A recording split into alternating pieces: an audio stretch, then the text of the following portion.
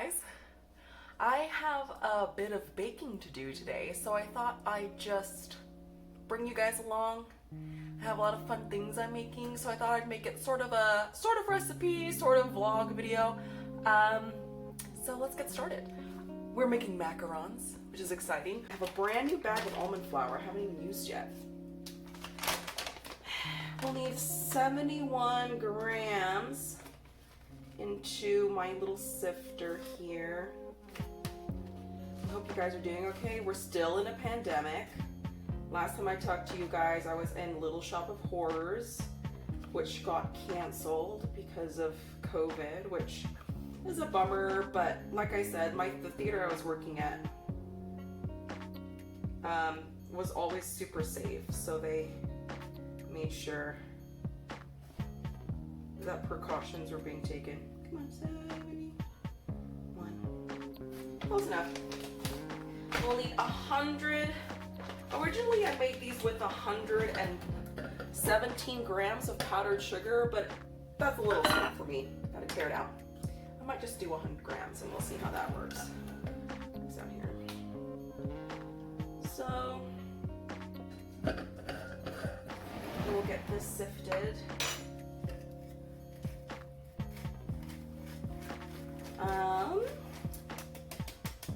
What else has been going on? Such a weird channel. Like, what am I even talking about? Acting, baking, who knows? People are multifaceted. People don't have more than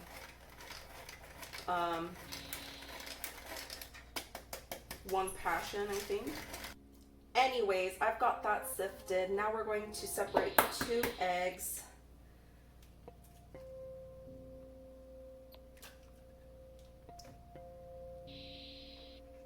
Egg whites will go in here to make a meringue. And the egg yolks we're going to save.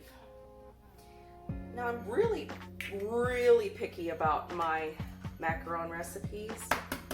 I only do it one batch at a time because I'm so paranoid of scaling it and ruining it because I've really perfected the way that I've done it. Now we're whisking the egg whites to make a meringue till it comes to, what's it? Past soft peak, right to a stiff peak. Once it gets frothy, I like to jimmy it around. I don't need to be too special with it and soft with it. Once it gets really foamy, then I add the sugar in. Oh, oven's preheated.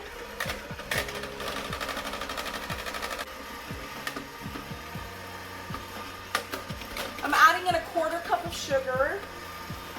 Right, so I have whipped my egg whites to almost stiff peaks here. They're so close. And right now I'm going to be adding this vanilla paste, which is an amazing sort of compromise between just plain old vanilla extract that doesn't taste so good and then the super expensive vanilla beans that I can't afford to have. So this has been a really great find. I found it at Home Goods, but I'm sure places like Ross, if you don't have a Home Goods around you, or TJ Maxx or TK Maxx has them in like the little food section. So I'm just adding that. That's perfect. Right, 2 stiff peaks, if you can see on the whisk, these 2 little points there, that's great. So now all we do is just fold the egg whites into these here almond flour and confectioner sugar.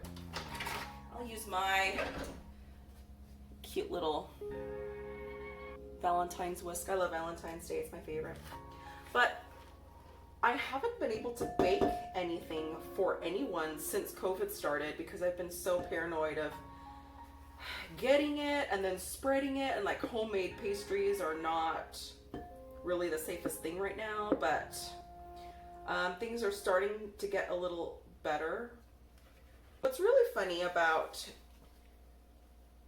being a baker and then also trying to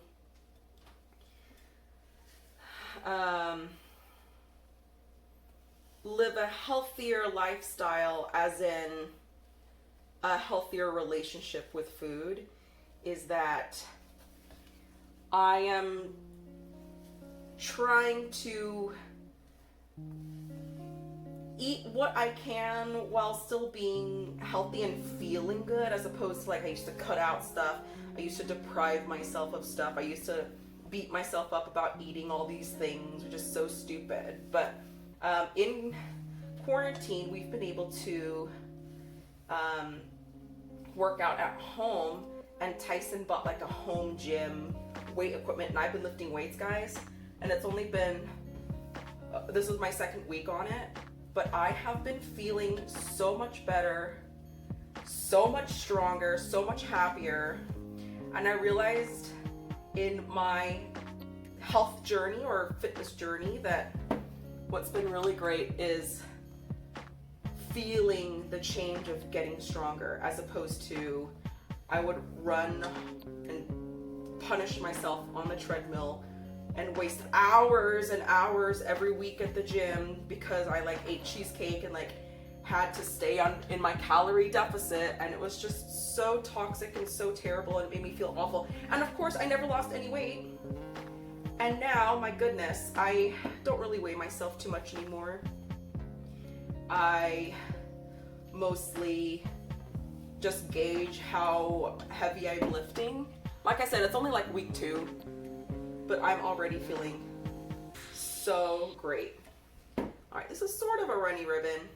I tend to overmix, and I think piping kind of deflates a bit more, so I'm gonna get this in the piping bag. This is just gonna be plain old vanilla. Sorry you can't see it. I'm left-handed. I'm left-handed, I'm sorry. I'm also very excited about this new silicone mat, an actual Silpat. Name brands, we're moving up here, folks. We're moving up. I used to just use parchment paper, but I kind of want to cut down on the waste that I'm making, so let's get this going.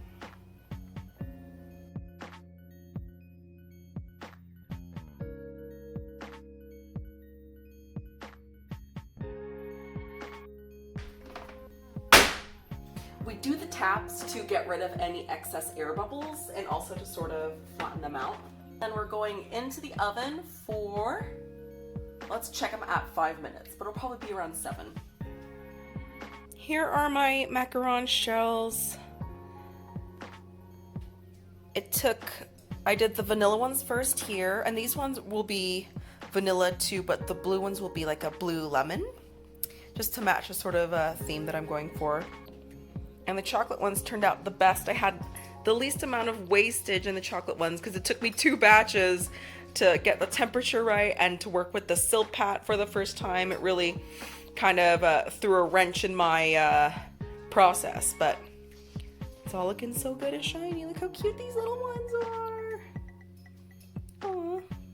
I was debating if I wanted to show you guys the ones that cracked and didn't work out too well, but I really shouldn't put any pretenses on and not show you guys. Here's the carnage! Ah! Cracks! Sticks! Ah, what the heck happened to this one? It was the same batch and everything. No feet cracked. Oh, just goes to show though, even if you have just as much as experience as I have, it still messes up. So weird. Like this one was on the same tray as these ones. What the heck? Same size. Meh. What are you gonna do? So now that I have dishes to wash, I figure now's a good time to chat with you guys a little bit more. I don't even really know what to say. There is a really exciting opportunity that is an acting class for people of color in Utah that I've been lucky enough to be asked to be a part of. I have been able to really dive into the education that I had while I was in New York and really tailor it to people of color, because working with the people here in the industry that struggle with finding actors of color with training and education in performing arts and things has been really difficult. And I've wanted to really sort of emphasize that theater training and drama school costs money, that people of color are disproportionately at a disadvantage because we can't pay to go to drama school, and